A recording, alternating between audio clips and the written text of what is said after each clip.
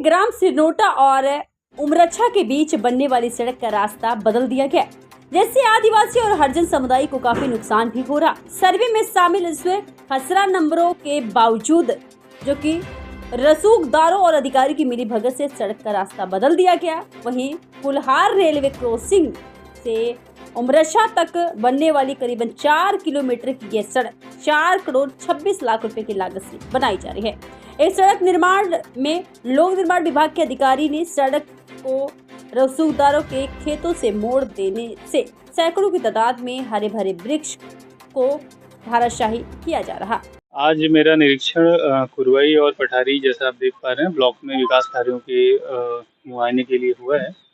कोठा बराज का कार्य जो है वो शुरू करवाने के लिए हम लोगों ने निर्देश दिए हैं और जो भी उनकी समय सीमा तय हुई है गुणवत्ता के साथ, उस समय सीमा में कार्य हो जाए, जिससे कि अगला जो रबी सीजन होगा उसके पहले जो है किसानों तक, जो टैलेंट के किसान हैं उन तक पानी सिंचाई का पहुंच जाए, ये सुनिश्चित किया जाएगा। अभी तक कितने % काम हो चुका है? अभी तक 80% काम हो चुका है, क्योंकि विगत महीनों में बरसात का समय था, इसलिए कार्य थोड़ा रुका हुआ था, लेकिन अब वो दिवाली के बाद काम जो है पूरी गति से शुरू हो जाएगा। उसके बाद कुरवई में हमने जो यूरिया और डीएपी की स्थिति है उसकी समीक्षा करी और डबल लॉक में और समितियों में जो यूरिया की का स्टॉक है उसका वेरिफिकेशन किया और लोगों को, किसानों को सुचारू रूप से उसका वितरण हो सके, कोई अवैध तरीके से भंडारण ना कर सके, इन सब चीज़ों के निर्देश दिए गए और सुनिश्चित भी किया जा रहा है। स्वास्थ्य सुविधाओं के संबंध में कुरवई में जो हमारा CHC है उसका निरीक्षण किया गया। देख के प्रसन्नता हुई कि बहुत अच्छी हालत में था और उम्मीद करूँगा कि वो मेरे भ्रमण के बाद भी अच्छी हालत में रहे। तो वहाँ पे डॉक्टरों की जो उपस्थिति है वो भी रही। रात को कुछ समस्याओं के बारे में अवगत कराया गया, तो वो चीज़ें सुधार ली गई हैं और आने वाले दिनों में भी उम्मीद है कि वहाँ के BMO साहब इसका ध्यान रखेंगे। एक गौशाला भी अभी हम लोग देख के आ रहे हैं, जो कि अभी चूँकि आप सभी लोग अवगत हैं, सड़कों पे हमारे जो निराश्रित गौवंश है उसकी समस्या बनी हुई थी, तो इनको दूर करने के लिए गौशाला चालू कराई गई है जनपद के माध्यम से, उसका भी निरीक्षण किया। अब चारागाह वहाँ पर डेवलप करने की निर्देश दिए गए हैं।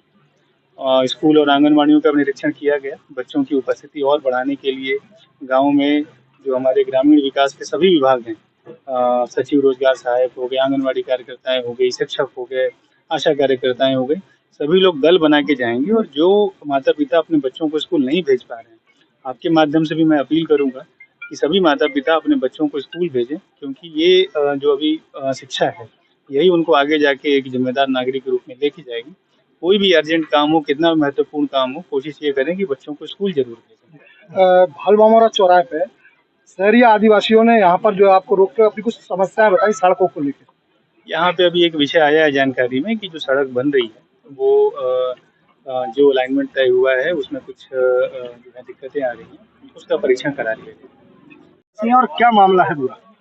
मेरा नाम अक्षय शर्मा है। मैं ग्राम सिरनोटा, तहसील कुरवई, जिला विदिशा का निवासी हूँ। मामला ये है कि ग्राम सिरनोटा में जो विधायक निधि से रोड निकल रही थी वो ग्राम उमरछा से रेलवे क्रॉसिंग कोल्हार तक की थी वाया ग्राम सिरनोटा, जिसका सर्वे हमारे यहाँ के सरपंच प्रतिनिधि श्री रघुवीर सिंह परियार और PWD के SDO साहब नरखेड़े साहब ने किया था। उसमें मैं भी शामिल था, सरपंच साहब के साथ उन्होंने मुझे बुला लिया था चूंकि मैं लोकलाइट था।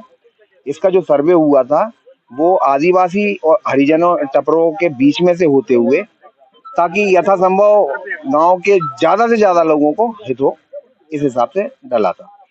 अच्छा, जहाँ से सर्वे हुआ था वो तकरीबन मतलब नदी से तकरीबन 1.5 से 2 किलोमीटर दूर है। और आज जो जहाँ से ये डालना चाह रहे हैं बलपूर्वक, ये नदी से मात्र 1 किलोमीटर दूर है। तो आप तो ये खुद ही समझ सकते हैं कि पानी का भराव 1 किलोमीटर में ज्यादा होगा कि 1.5 या 2 किलोमीटर में ज्यादा होगा। जो निर्माण हो रहा है वो सर्वे के अनुसार हो रहा है, नहीं हो रहा? बिल्कुल नहीं हो रहा। इस का जो निर्माण होना था वो ग्राम उमरछा से शासकीय गोये से होते हुए ग्राम सिरनोटा और ग्राम उमरछा के बीच के जो मेला है। लक्ष्मण आदिवासी। क्या हुआ था तुम्हारे यहाँ जो है? जी, मेरे पास मैडम के पास डिलीवरी हुई थी। मैं गोद में, हाँ, मेरी पत्नी को मैं गोद में उड़ा के ले गया था। 108 आई थी, खच गई थी, तब मुझे बहुत परेशान हुई थी। मुझे सड़क विवाद का मामला है, ये पूरा मामला क्या है और कहाँ से सर्वे था और कहाँ से डला? देखिए, मैं यहाँ से जिला पंचायत सदस्य हूँ और मेरी जानकारी के हिसाब से ये जहाँ से सड़क डलनी चाहिए वो सरकारी नंबर है और वहीं से सर्वे हुआ है, जबकि यहाँ से सड़क ना डल के एक परिवार को लाभ देने के लिए सड़क को डाइवर्ट कर दिया गया है। उनकी निजी जमीन में से वो रोड डल रही है और गांव वालों का सभी का कहना ये है कि सड़क यहीं से डली जाए, क्योंकि बरसात में जब बाढ़ का पानी भरता है तो ये लोग चारों तरफ से छिक जाते हैं। जैसे कि यहाँ अनुसूचित जाति और अनुसूचित जनजाति के लोग यहाँ निवासरत है। 70 परिवार ऐसे हैं जो बेचारे बरसात के समय में बहुत ही बुरी कंडीशन में यहाँ अपना जीवन यापन करते हैं। आप देखिए, जब महिलाओं की डिलीवरी का मामला आता है तो वो कंधे पर गोदी में उठाकर 1 किलोमीटर का सफर तय करते हैं, जब तक पता नहीं क्या हो जाए। कई लोग ऐसे हैं, बच्चे, पुरुष, महिलाएं, जो यहाँ दम तोड़ चुकी हैं बीमारी के रहते, क्योंकि उन्हें कोई सुविधा है नहीं।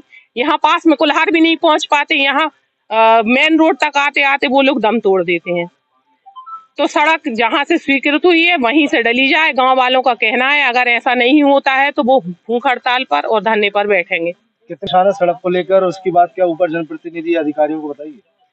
ये लोग मेरा मानना ये तो जीवन से ही परेशान है, यहाँ कोई लाभ नहीं मिला। कई बार यहाँ सर्वे हो जाता है, सर्वे के आधार पे बस कागजों में खाना पूर्ति हो रही है, बाकी जमीनी स्तर पे कोई काम नहीं हो रहा। सरकार की योजनाओं का लाभ मिल रहा है क्या? सरकारी योजना का कोई लाभ नहीं मिल रहा, ये सभी लोग वंचित हैं। यहाँ अभी दादा ने भी बोला है, इनको कोई लाभ नहीं मिल रहा। इतना लंबा समय हो गया, पर कहीं ना कहीं विरोधी पार्टी भी सामने नहीं आती, फिर आप भी सामने नहीं नहीं, हमने भी कई बार मुद्दा उठाया है इस चीज का, लेकिन कोई सुनवाई नहीं होती। ऊपर से लेके नीचे तक भ्रष्टाचार है, बस भ्रष्टाचार का शिकार हो रहे हैं बेचारे ये लोग। क्या करेंगे? हम सब लोग मिलकर धरना प्रदर्शन करेंगे, भूख हड़ताल पर बैठेंगे जब तक हमारी मांग पूरी नहीं होती।